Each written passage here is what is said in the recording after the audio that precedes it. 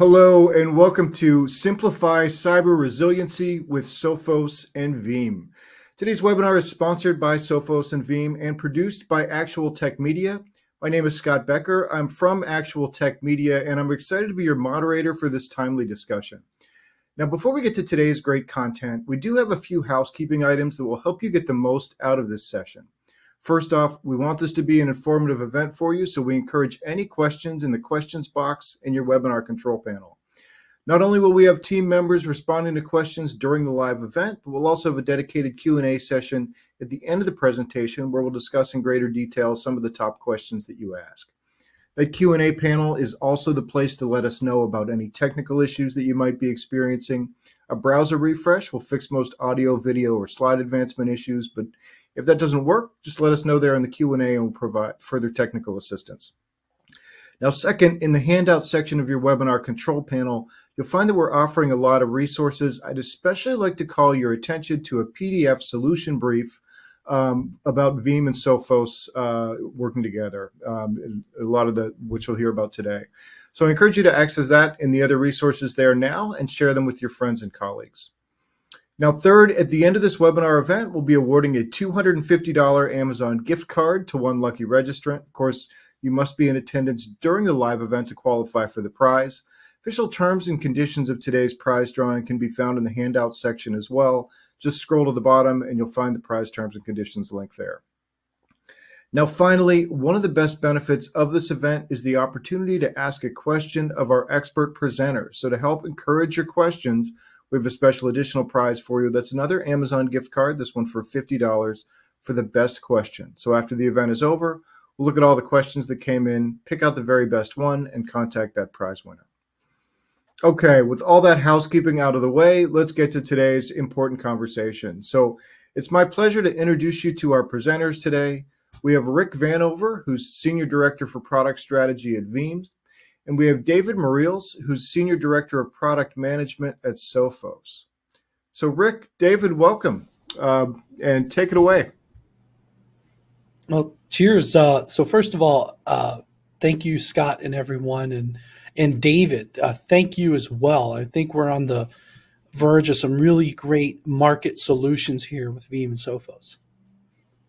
Thanks for having me. Thanks for everyone for being in attendance. Yeah, excited to dive right in.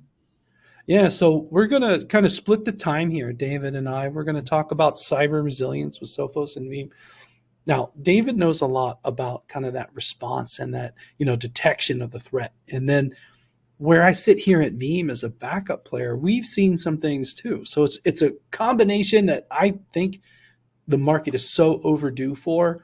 So I've really, thought it's a good way to kind of split it into these 4 points. We're going to talk about, I'm going to start with some data points and some real world observations. And then David's going to walk through MDR. In fact, David, I don't even know. What does MDR even stand for? Managed Detection and Response. Yeah, I did know. I'm just seeing if the audience is, that's one way to win these gift cards is to ask good questions. But yeah, so that's kind of the flow here of today. So I'm just going to jump into it with one thing I want to draw everyone's attention to is one of the largest backup solution providers in the market. Veeam publishes the ransomware trends report and data protection trends report. And we have one of the largest collections of research about ransomware.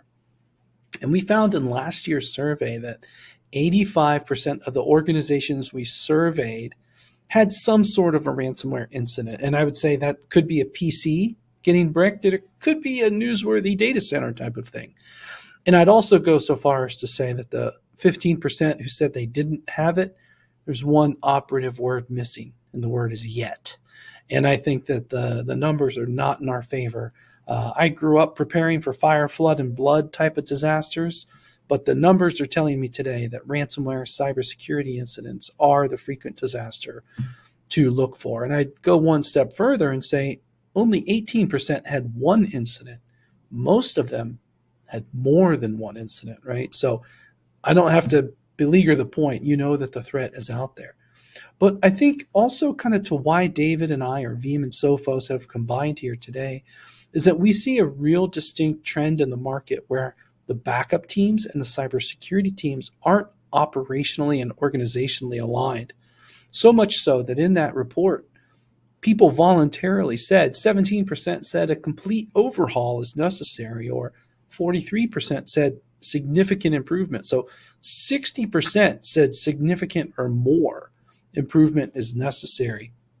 And we'll talk a little bit about something coming here that can help from a product integration standpoint, but also some practical tips that'll really apply to everyone. And the second to last piece of data that I want to share is around paying the ransom. All of us in the cybersecurity space, cybersecurity experts, the data protection space, all the sources are saying don't pay the ransom. But what I want to highlight is that of the organizations who actually did pay the ransom, they still were not able to recover, right? So within the subset, this was around, I think around, it was around 1,600 respondents. Of the ones who did pay the ransom, it blew my mind, David, that 93, it went after the backup storage. Right. So it's like the threat actors are thinking about the way out of the problem. And if you think about the fact that a lot of times organizations who pay the ransom don't always get the outcome they want, it tells me super clearly that we as technology professionals, as the vendors in the space, need to pave the way for more resilient solutions. So those are a couple looks at the market, at some of the trends that are out there. And I should highlight that the barcode up here at the top is the ransomware trends report from Veeam. And if you go to veeam.com, you can find some of that research for free. But I also wanted to go a little bit sideways with our chat here today. When I kind of went into making ransomware a number of years ago, a top of mind thing for us at Veeam, where am I going to go to get my information? I go to our support team. So I'm lucky. I'm based here in Central Ohio. We have our support center based here. And I talk to this team as often as they'll talk to me. And what's really interesting is when I take some of their advice, I'm looking for the worst practices that I can pivot to best practices. And this is really interesting information because this is after, all the, sales and marketing are done. This is when the install base is running. Our support team has to navigate our organization through it. So I'm going to highlight, I think it's 12 things that they've brought to me, and I'm going to give you some context for them. So I like to say that they're daily warriors. In fact, somebody that deals with ransomware every day from a recovery standpoint, they have seen some interesting stuff. So on this first page, I have 3 things I want to highlight. At the top, number one piece of advice is organizations have to have an ultra resilient copy of their data. Ultra resilient, I made that word up. That means something that's immutable, offline, or air gapped. And we like to have that 3-2-1 rule, 3 different copies of data, 2 different media, 1 offsite, with at least one of those being ultra resilient, immutable, offline, air gapped, or something that requires 4 eyes recovery. If you don't have a copy of your backup data that is ultra resilient, I would call that an emergency. And you need to talk to somebody, talk to me at Veeam, hit me up at Rick Vanover on Twitter, hit me in the questions here. I'll get you in touch with something very easy to get an immutable copy in play for you. Actually, a second thing, which is really interesting. Okay, I've made my immutable copy. I put it up in the cloud, AWS, Azure, etc., but I lost my encryption password. So there's a huge opportunity to manage encryption passwords well. That's a really bad day when you have your data, but you don't have your encryption password. That's actually surprisingly the number 2 reason that organizations, most popular, can't drive data recovery when I talk to our support team. Number 3 tip is have a performant backup target. I grew up doing backup, preparing to back up 100% of the data to maybe recover 1% of the data. A cybersecurity incident, you might be recovering 100% of the data. So think about the performance impacts of the storage you use. My second block of tips is somewhat less frequent, but just as significant. The first on this list is not using one password for everything. So think about concepts of explicit minimum permissions. We've used that for a long time in IT circles. Ransomware loves itself a good account to propagate through, those different layers being removed, You want to have as many accounts and explicit permissions as possible. The worst practice, using domain administrator for everything. Or I actually saw one scenario where the ransomware used a username of the previous backup product, which had plenty of permissions and the password never changed. Okay, these are just not the things to do today. The second one on this list, restoring to the cloud. A lot of times people think, oh, I'll just restore to the cloud to get out of a ransomware problem. So the moment if you go over and borrow the CIO's credit card and start running stuff in the cloud, if you haven't given that some thought about security, organizations, permissions, networking, you're going to have new problems. So we see a lot of organizations rush to the cloud and have new problems. And then the last one on this list is restore options. We see a lot of people get out of ransomware using Veeam recovery, make no mistake. But most of our customers only do whole system, whole image recovery, or file level recovery. You can't see it on the background of my room here, but there's an infographic that we publish here at Veeam. There's over 91 ways to recover, and that's on version 11. We're on version 12.1 as of today. I think it's over 100. So there's 100 ways to recover data: application level recovery, file, virtual disk, system, convert to virtual machine, you name it, convert to cloud. Sometimes combining some of the restore scenarios can get you out of problems, and our support team's really good at showing those options. One other kind of area that I see as a really good opportunity is just testing those recoveries related to the last point. Some people just don't know the ways out of a problem. But I also think that personal knowledge of how to do a recovery, or using automated recovery verification, what Veeam calls sure backup, using that is a very good way to have a good sense of your understanding of doing a recovery. And then also the side note about storage corruption. You don't necessarily know how a recovery is going to go unless you read all of your data to do a recovery. So I highly recommend doing sure backup or recovery verification, or just challenge yourself to do a different type of recovery sometime. That can really help. On the list in the middle here is what I call a ready console. This is actually not a worst practice. This is actually an emerging best practice. Some of our sharpest customers have started building, I don't know, David, is there a term called a clean room? Is that a security term by chance? Is that a word you've heard? No, not from an MDR perspective. No, clean room. All right, no worries. But I'm just curious. You're more cybersecurity aligned than I. But the thought of a clean room is an IT stack that presumably hasn't been exposed to the internet. And if you're dealing with a threat, there's like this point in time before. Now, dwell is a different time, a different thing to consider. But what I've seen is some organizations are building a base Veeam infrastructure that's powered off at basically all times. And then it's there kind of a break glass in emergency type of scenario. And you could use that Veeam console to drive recoveries. And it's got some of the passwords remembered, the Linux keys are already installed. That type of stuff can save you time. So that's something that we've seen. That's a best practice. Last one on this list is we see ransomware actors get in and start turning off backup jobs, or turning off immutability, or shrinking the immutability term. So the best practice here is to have monitoring, like Veeam 1, watching for that kind of stuff. Get those information events to the security teams, get those to management, and then also get those to other managed detection and response tools, which we'll talk about here in a second. Now, my last kind of page of, best practices born from worst practices is, one of them is people, and two of them are technology. Some of these are pretty obvious, but I'll give you some context. Multi-factor authentication. This is a very resilient technique. It's not the end-all, be-all, everything, most secure thing, but it is a really good layer to have. Accessing, say, your backup server. One question I get from a lot of people is, should I also do multi-factor authentication on the operating systems that Veeam is running? I actually say yes, do both.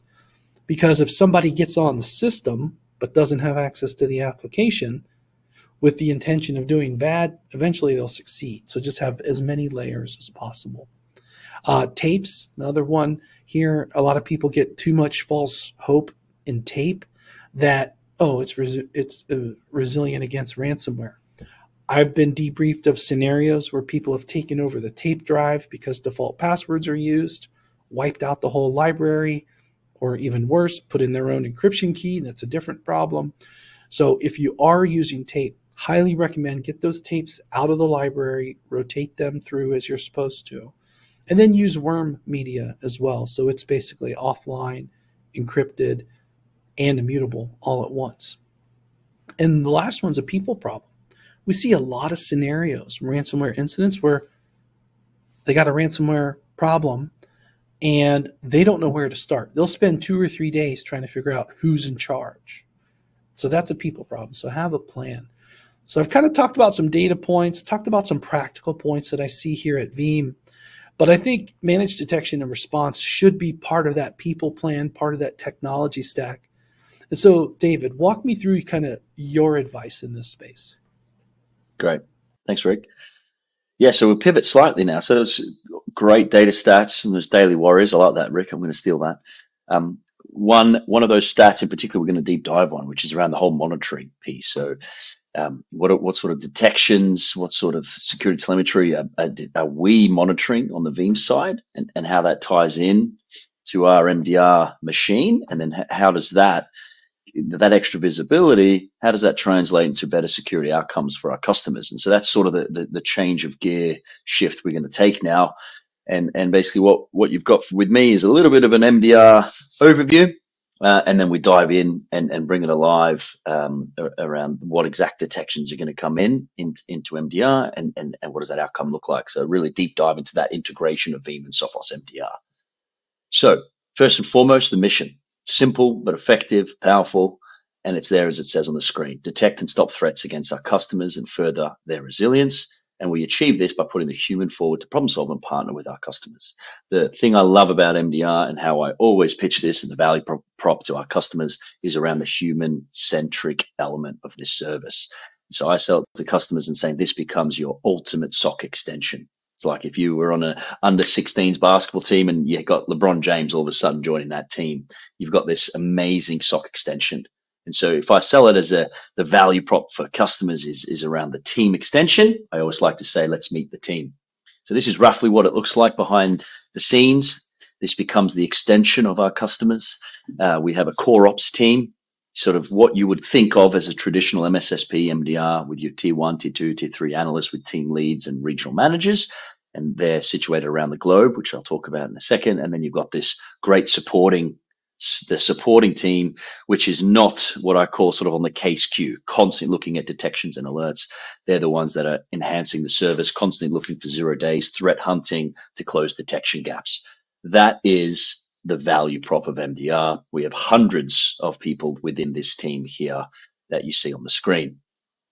Where they are, we always make a joke and say we're waiting for the SOC site visit in Hawaii, but that's roughly where the analysts are located, 24/7, 365 coverage around the world. We have a really unique vantage point. We have just under 19,000 customers, unique customers on MDR. So we have a huge amount of customers, a huge amount of data. And therefore, from a threat and global perspective, it's really interesting stuff we see in Australia in the morning. We can see that sort of propagate sort of as the threat actors are moving across our customer base. We can sort of see that activity as well. And we can ideally, before the Hawaii people wake up, all those detection gaps are closed and we're on top of a trending 0 day already. So that's sort of where they are. Let's talk a little bit about the telemetry. So the technology, I always like to see MDR as people, process, tech. So that was sort of people. Let's talk a lot about technology and our strategy at MDR here. It's all about being compatible with the customer. Every organization, I'm sure this resonates with the audience, you're on a journey, a cyber maturity journey, right? Depending on what your resource profile looks like, depending on your tech stack, everyone's different and everyone wants to mature. That's the goal of every organization. And so for us, therefore, as a provider of MDR, we want to provide them with the most adaptable and flexible service. And I want to be able to tell our sales team, I don't really care what the customer's using as a firewall, as an identity provider, as a network provider. I don't want to go and push down a certain technology choice down their throat. I want to say whatever decision you've made from a technology tech stack, I still want to provide a really awesome service on top of whatever your tech stack looks like. And so I'm going to draw your attention now. That's the sort of the strategy we're adopting here in Sophos MDR. But if you want to look at the bottom right there, we've just made a really exciting announcement. This is the first time we've added a brand new category of integrations, which is called backup and recovery. And Veeam is our pioneering vendor in this space. So we're going to dive in just a moment about sort of the why we did this and the value you get. But that's really the crux of this webinar, is to discuss. We've discussed this integration at length. And for us at MDR, the strategic drivers was backup is a really interesting, as you saw from Rick, right, is a really interesting threat vector for a lot of the ransomwares that take place. The vast majority of the time, I don't know, did I get it right, Rick? Is it 80% of the time? Backups are being tampered with. Security policies are being configured, changed. 93. 93. I got it wrong. High. I should have just stuck with majority of the time. 93%. This is a massive figure. And so why are we interested in that? Well, for 93% of the times an incident is occurring, they're traversing and hitting that backup server. So we want to get monitoring on that. We want to get eyes on, and we want to get visibility as early on. We want to get as many visibility points into the attack chain as we can to be able to prevent, contain, and neutralize. And so that's, for us, it was such an important telemetry source, and we're really excited about this partnership. That's at the high level why we're interested in the partnership and the integration. Let's talk now a little bit more into the weeds. So what does it mean? That's right. You got Veeam, you got 12.1. They've just announced that exciting launch. With that comes some really interesting detections and security telemetry coming off the detection security analytics from Veeam 12.1. You've got some examples on the screen: backup repository deleted, unsuccessful attempts, encryption password deleted or changed. All of this high fidelity signal, obviously not 100%, true positive rates, but absolutely high fidelity that you want to be sure that your MDR provider, if we have this integration, that we're taking that signal and we're acting upon that, and we're doing further investigations to either prove that yes, this is actually something nefarious and malicious, or perhaps this is benign and we're going to shut it down. But regardless, you want us to investigate. And so that they're sort of some examples of the alerts that are going to be flowing into Sophos MDR. And let's just sort of take you, this is what I would call the marketing slides here. So the value prop of this integration would be some sort of detection is some sort of security analytics is fired on the Veeam box. That alert is generated. That alert that gets sent into Sophos Central, where the magic then happens. So we're going to start to correlate that data. We're going to trigger a case and an investigation by our human analysts. So that's what this screen says, and that's the marketing pitch in a nutshell. Security analytics firing from Veeam. Those detections are coming into our SOC, into our MDR, and then our MDR team is taking action. The user workflow is really simple. You'll go to the integration section of your MDR and Sophos Central, and you'll purchase the Veeam, the backup and recovery pack. You'll then be able to enable. You'll follow the self-serve instructions of Veeam of how you set the syslog output feed from syslog and how do you get it into Sophos Central. So super simple self-serve onboarding type mechanism. And now let's get into the weeds a little bit. So how on earth does this work? Let's try to demystify MDR. Yeah, I love and hate this industry all in one. When people start talking about log aggregation and correlation, let's try to bring this alive with a really interesting story. And I have a formidable task to try to make data processing a bit interesting for the audience here, Rick. So wish me luck. So let's put our hats on. We're a bunch of detections from Veeam. We're coming into this pipeline. Think of this as like our custom SIM. Let's talk you through how we think about ingesting and cleaning that data, ingesting and filtering, cleaning that data, correlating that data, and escalating that data. And I'm going to give you an example using these Veeam detections. So first, foremost, really straightforward. I sort of spoke about this just before. You set up a virtual machine. You're going to follow our self-serve instructions of how to set up your syslog output from your Veeam into this virtual appliance. That is a VM. It's on the same subnet as your Veeam. You can send logs to it, and then that gets sent over to the cloud, and that's really the start of the ingestion pipeline. And then, hopefully this slide proves to you that what MDR really is a data problem. What you're looking at here is 3 IPS logs. I can tell. It's very sad that I can tell this, but there's Palo Alto at the top, FortiGate in the middle, and Cisco Meraki at the bottom. all the same IPS logs, all different lengths, all different ways of classifying threats, all different. There's no standardization. I always make that joke. There's only one standard in this industry is the lack of standardization. And so really, this is the crux of alert fatigue. Us as your MDR provider sucking in all these logs is fundamentally, we have to understand that data structure to then be able to make sense of it. And so for the first step in this pipeline is cleaning that data.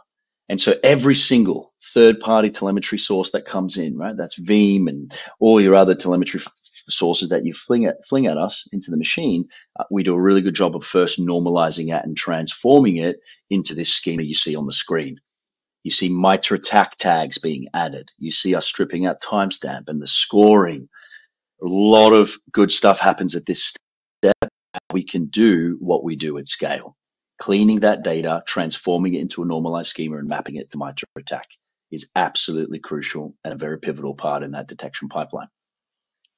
So now we've done that, we've cleaned it. Now, how do I group things? Let's talk about security analytics. How on earth, across 18,500 customers, across all these tools that are coming in, how do we group things into stories that make sense and turn what looks like seemingly unrelated and different formatted logs? How do I turn that into stories that therefore my analysts can actually have actionable intelligence and provide a good outcome? And to do this part, we are going to show you a real life example based on Veeam. So our security analytics, we have built a proprietary piece of tech that is looking at entities. We're stripping out these alerts in real time. We're looking at entities. We're looking at the MITRE attack classifications, and we're doing things through time. Now let's bring this to life as an example. And here you go. I think this is like this is a bit of a drum roll moment for us as organizations. In fact, this is the first group of individuals that have seen this in this level of detail. But here you go. Here's an example of something that would, 4 detections that are coming off Veeam that would be grouped together into a cluster of alerts. And what you see here is on the screen, you see unsuccessful attempts to delete backup repositories, firing.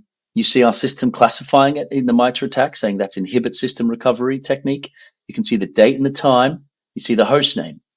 And so we're seeing a few unsuccessful attempts followed by a successful repository deletion, all coming from the same host, all happening over a few minutes. And so our system is clever enough to say, okay, that's a use case I want to track. And so those Veeam alerts are firing at us. And in the midst of firing, all these other alerts are flying through, coming through this detection pipeline.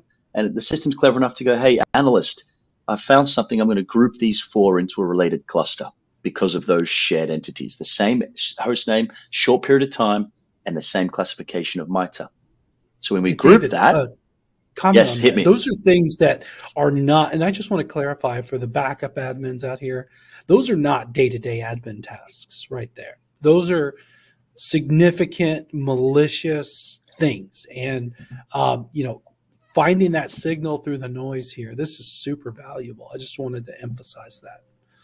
Absolutely. And the time element is tricky as well, right? At scale, when these are flying at us across all the other tools, having that intelligence to say, well, that sequence of events over that short period of time, that's all of a sudden becomes very interesting activity that we would like to investigate further. Which brings me on to my next point perfectly, Rick, which is escalation. So now we've built a system that can group things logically. Great. Now the next question is, how do I escalate them? How do I tell my analyst, go and do eyes on glass, hands on keyboard, further investigation to determine, to get to triage and resolution as quickly as possible. And so here we have our threat detection use cases. We have a bunch of these. Obviously, you can see, eyeball the screen, the top one, the middle one. Look at the middle one.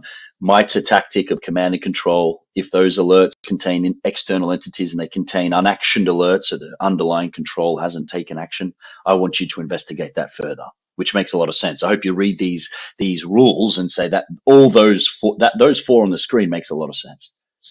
And bringing it all let's tying it all together. Have a look at this cluster of alerts. We will have written a threat case creation logic rule that says if the MITRE technique is inhibit system recovery, and if I see unsuccessful attempts to delete the backup repository followed by a successful deletion, you raise that case immediately for my analyst to further investigate, at which point they're on the queue.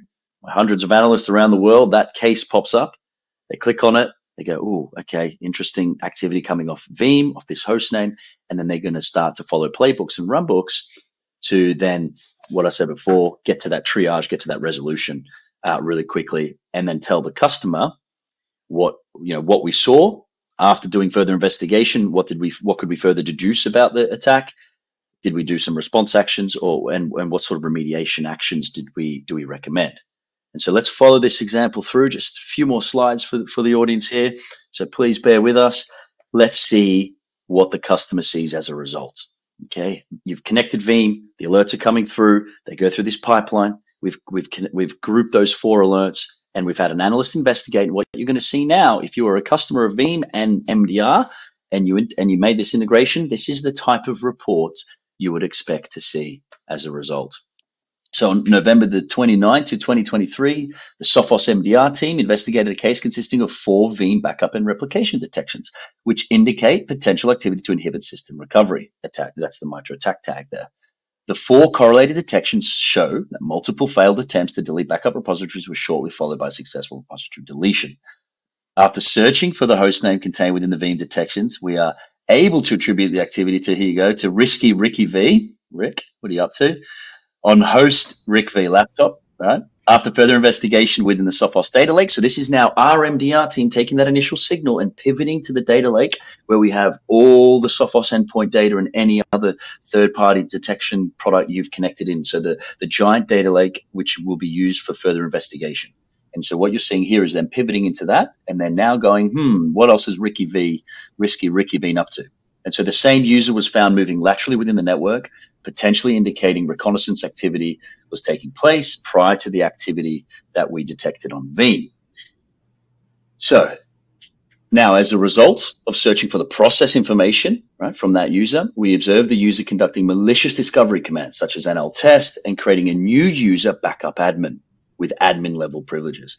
And due to the activity we observed, our team has taken response actions to log off the impacted user and disable the accounts Risky Ricky V and the backup admin they just recently created. And at this time, we have the following recommendations. Please review the below steps and inform our team of actions taken. And here they are. These are the response actions our analysts took in Sophos MDR. So the user Ricky V was logged off and disabled at that timestamp. And the same thing goes with the recently created admin. And then the recommendations. So there's 2 things we would send back to the customer. This potentially even has a partner involved. So this message could us be working together with the partner or directly to the end user. Confirm if the above activity for Risky V is expected, and if it's not expected, go and do these things to harden and further the resilience. So delete the backup, delete the backup admin. Sorry. Reset the creds of the user, implement MFA, shout out to what Ricky was just talking about before, and other critical services, and then restore the impacted backup. Wow, so, David, that's fantastic. Hopefully that brings it alive a bit. No worries. Yeah, and I just hope the name Risky Ricky V doesn't stick, but because I am the most risk-averse person in the world. But what I want to highlight here, David, is I don't know if you're ever familiar, and maybe the audience, of the term a red team exercise. So a red team exercise is if you've built something, knowing what you know about it, go try to break it and how to find the weaknesses. What this is doing is if I were to red team my Veeam deployment, this is actually then responding with the prevention and the protections that I would expect, right? Now, in the end, I'm still going to have immutable copies, right? That is, again, that number 1 piece. But I don't want anyone on my network with the intent of doing something bad or red teaming, working around the protections I've made to accomplish something bad. So now I'm really excited for this. And I did get one comment come in on a DM here.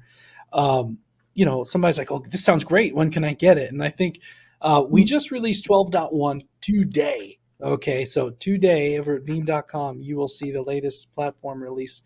This integration that we're talking about requires 12.1.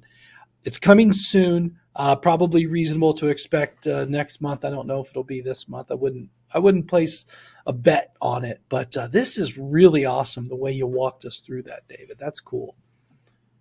Yeah, no worries. And the red team point is really close to us, right? Because we always say the best way to prove the value of the service is to red team it. We actively encourage that. So Sophos MD, if you're a Sophos MDR customer, you're a Veeam customer, you've connected this, Absolutely, right? Don't tell us when you're doing it and put us to the test. That's what we always say. And yeah, we every time we think, oh God, there's something really bad going on with this customer, it's either a pen test or the worst. The worst what we feared is actually true, that it is actually something bad taking place, right? So we constantly detect stuff and go into response mode. And yeah, it's because customers are putting our feet to the fire there. So, yep. Yeah, and I mean, I think there's going to be a reasonable amount of false positives to your point, the pen test or internal testing, those types of things. I look at some of the malware detection that Veeam have.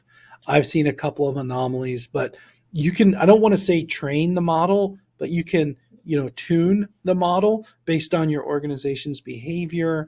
And I think the net result here is I think everybody learns a little bit more about their environment by processing some of these false positives.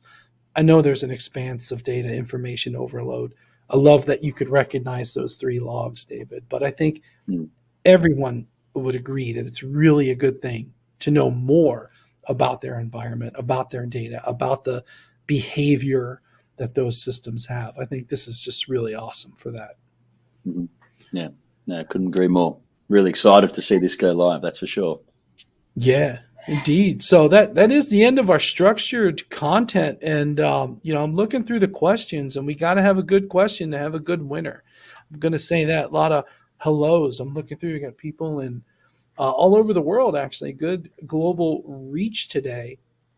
But we'll turn it back over to Scott. I know we had some questions that came in on the direct, but also looking for some audience questions. Yeah, so we did have some questions here. One of them is, they're wondering, how does Veeam detect ransomware differently than what a pure play security offering like Sophos would detect? So I'll give the Veeam answer, and then I'll let David answer some of that as well. So I'm going to do it in the context of today from the 12.1 release that just went out. And I hate to use the buzzwords of AI and ML, but guess what? It's AI and ML. There's this API that we publish to our product that will look for all kinds of interesting things. You name a ransomware, it's on here with some of its behavior, whether it's file extensions or onion links or certain types of email addresses within the content, or if we see an expanse of data yesterday that was fine, and then I see 10,000 files that are now encrypted and all have the same extension, or 10,000 files missing, behaviors like that, that's the Veeam detection as we look at the capture, right? So we're just looking at the data as it changes based on what we know. David, what would detection look like in the Sophos world? Yeah. Well, the very start of Sophos was, if you ask anyone who's familiar with the brand, they go, oh, it's an AV company originally, right? So in the late 80s, they started in endpoint protection. And like you say, endpoint protection or any type of threat detection is around event monitoring. So understanding what events you're looking at. And for us on the endpoint is looking at we go to the kernel space, right? And we look at what's taking place, the laptop, the workstation, whatever that endpoint is. And over years and years and years, we have a plethora of models and rules that hone in on specific threat detection use cases, right? And that's as simple as that. It's the same with Veeam. Veeam have a product that's historically rooted in backups, and they understand the activity that's taking place. They have a lot of logging and events being generated from activity that's taking place on Veeam. And then I'm guessing throughout the years, you've been honing your detection content that says, well, now that we have access to all these logs and we understand our own product better than anyone else, we can start to create a detection capability. That's what I'd guess your evolution was. That's the evolution we started with. And so, yeah, it's very similar use case. It's threat detection, but from a slightly different use case. You guys are looking at it from a backup point of view. We were just, the starting of Sophos was, antivirus on the endpoints and servers. Okay, excellent. We've got a question. I want to try this in my lab. How can I do that? So there's another one. Yeah, the labbing. I love me a good lab. So I'll say that if you go to veeam.com, there's a download a trial button, and you can download a trial for the backup and replication, and that'll have that malware detection that's out today. So today's a great time to play with it in the lab. David, does Sophos have a trial or eval type of offering? So we do run some POCs, but again, to POC this full capability, you would need the Veeam, you'd need the 12.1, and then you'd need to be POCing the MDR offering. So you'd have to be in the market seriously for looking at MDR providers, right? So if that's the case, hit me up offline. MDR is high touch. That's high touch. Yeah. So yeah, exactly. I can understand that. That makes sense. We offer it, but it's more ad hoc. But yeah, we do offer it, as I said, right, for the right opportunity and for the right reasons. So come and speak to me if that's who you are, and if you're genuinely looking at MDR providers, come and speak to me. David, I had a question about your example, which was fantastic. I loved highlighting Risky Ricky V there. But how long does it typically take between when the incident happens and the alerts are triggered to when an analyst sees it, and how quickly they can be communicating with the customer? Yeah, so you're talking now service tiers and SLAs here. So we have two service tiers. The MDR Complete, let's say, is our Bentley service. That's where we offer our SLAs, and it's time to detect is 2 minutes, time to investigate is 25 minutes, and remediation is 12 minutes. So that's our SLAs. So that's roughly within 38 minutes across. That's our global average, right? So 38 minutes it takes us from initial detection through to full remediation, which is pretty impressive if you compare that on average against the normal SOC internally. So if you're doing this internally, the median to do the same activity is 16 hours. And so we operate at the scale we do, and it takes us 38 minutes. Excellent. Yeah, and there's another question here. Different ransomware threats behave differently. How do I know the latest one will be detected? Ooh, Veeam's, I'll give the Veeam answer with the detection that we have with the inline malware detection. We are going to update it and publish it daily. I definitely need to, I think, write up or do a webinar on how to look at that, and I think there's just going to have to be these continual assessments. And I look at what Sophos is doing, and they have legit staff looking at the threats. And my practical advice to people is, definitely invest in your products like Veeam and Sophos for the different disciplines, but also invest in yourself in getting some real cybersecurity intelligence. I go as a base, here's something for everybody, CISA, the CISA.gov, they publish really good, the big problems, but they also publish all of the small problems too and the little things. But my advice is to get some real threat intelligence feeds, because that'll influence what you do with your products across the board. Okay. Yeah, so I dive in from a Sophos angle there, right? So that keeps us awake every night, right? How do I detect the new latest strand? And so from a product point of view, it's you can't rely on your signatures. So old ransomware, things that we've seen before, we can have signature-based detection, which we'll spot. You're asking, what if it's the new stuff?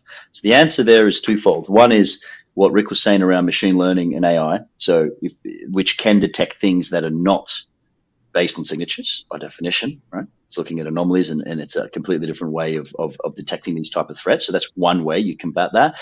Secondly, putting the technology lens aside, that's why I mentioned at the start, we talk about the threat hunters. So what their job is to basically try to hack the systems. And so they come in and they say, how do I divert these controls? How would I fly under the radar and no detection? If no detection fires, if I was successful in doing that, what logs would I be leaving behind? And then let's threat hunt for those logs. And if I see those logs, that's a scary situation, because that means someone's potentially bypassed controls. And then you quickly write new detection content to close that detection gap. So machine learning, and then your fallback is good threat hunting to find those potential 0 days if all other technical control and security, or like automation and product, has failed you. Okay. All right. We had a question here from Ned, who's wondering, how does Sophos and Veeam collaboration effort ensure the integrity and availability of critical backups, as well as allowing organizations to recover data quickly while exchanging critical information in real time when a data threat emerges? Well, I think that's the sequence that David just explained right there at the end with that response, especially shutting down the shadies like Risky Ricky V. I think that I mean, the final part of that integration isn't out yet. So, but I think it's a minimum from right now. I recommend people to use Veeam 1 to get that additional visibility. Practical tip, by the way, have Veeam 1 with a completely different set of permissions and usernames used. Meaning if a primary account is compromised in a threat scenario, then I have Veeam 1 with a different set of permissions, monitoring what's going on. So that's my advice for today, but then be on the lookout for this integration for sure. Okay. All right. We had another question from Jeffrey, I think about the hands-on labs that I think you guys covered. I got a better answer for Jeffrey, actually. Okay. Jeffrey, go on over to community.veeam.com. That's the Veeam Community Hub. I do a weekly newscast every week there. Find episode 139. I put a link out for the hands-on labs. So check that out at community.veeam.com and then search hands-on labs, but I also highlighted it in weekly recap number 139. 139. Awesome. Okay. Hey, and you guys may have mentioned this, but in addition to the deleting the attempts to delete the backup, what else is Veeam? What other kind of alerts is Sophos picking up from Veeam? Yeah, so that's a big part of this activity as we speak, right? So we have, when someone will talk about the collaboration, what does that look like? We have all the relevant product people and all the relevant, basically from detection engineering side, working together on this. So it's not just us pulling and trying to figure this out. We're working very closely with the lead product teams, and people that were behind 12.1 are working very closely with us. So there's a bunch of sample detections that we're going to be looking at. I gave you just a flavor. We don't have a global set published yet, but you can basically bet your bottom dollar on the usual suspects, right? So you'll have ransomware detected alerts that will be raising cases. So MDA disabled. Sorry. There's a few other repository deleted, unsuccessful attempts to delete backups. I'm just looking at my screen here. Ransomware marked as clean. KMS deleted.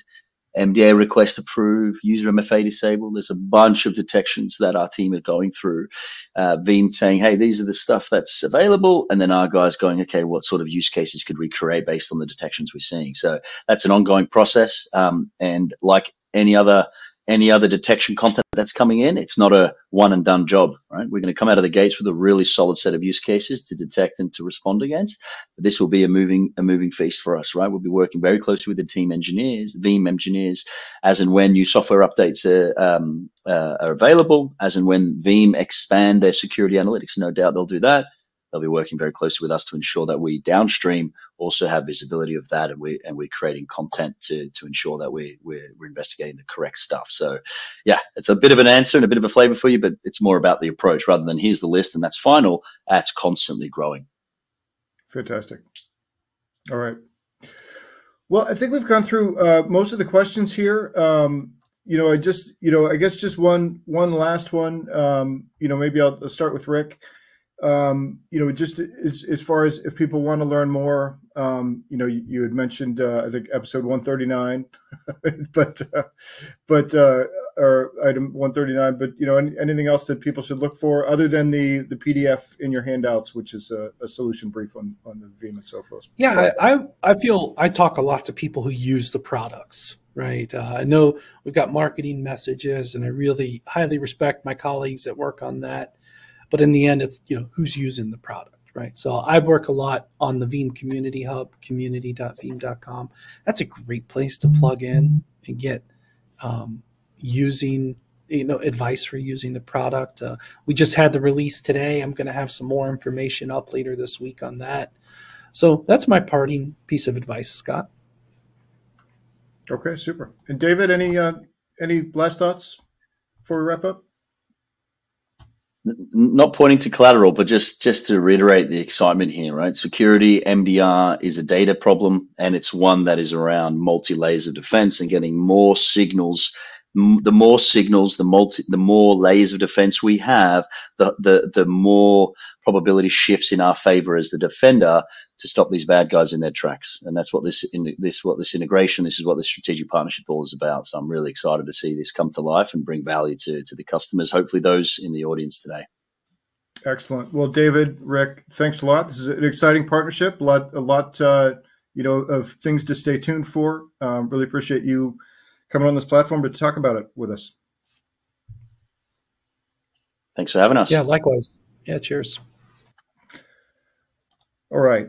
And we do have one more piece of business, and that is the $250 Amazon prize drawing. And the winner today of that prize drawing is Ernest Stotts from Georgia. So congratulations to Ernest Stotts. We'll be in touch to get you your card.